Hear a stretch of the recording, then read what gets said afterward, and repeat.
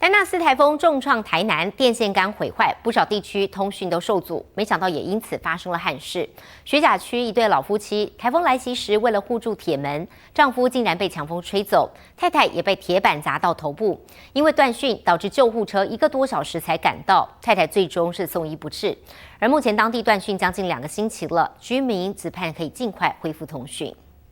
电线杆倒的倒，断的断。丹纳斯台风重创台南，强风骤雨破坏电线杆，不少地区通讯受阻，导致一对老夫妻中的太太来不及送医，不幸离世。那个钢铁门铁板打到头，然后人又吹到道路上去，通信都不通啊，所以大家都努力在抢救。 原来当时台风来袭，老夫妻想压住铁门，没想到瞬间大风，先是把丈夫吹走，接着太太又被铁板砸中头部，人还被吹到路上。大家见状努力抢救，但因为断讯，好不容易救护车来，已经是1个多小时后，太太送到医院没了生命迹象，抢救不治。来到这边已经1个小时，送到医院已经 OK， 无法抗拒的天灾了。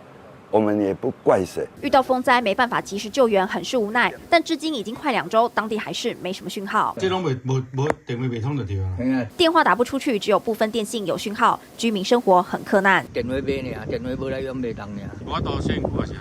身躯无烧水啊。帆布只是临时应急，没办法维持很久，少了通讯，当地打不出去，外面打不进来，无法得知家人情况，大家心急如焚，只盼赶紧恢复原状，别让生活如此艰难。记者黄福琪台南采访报道。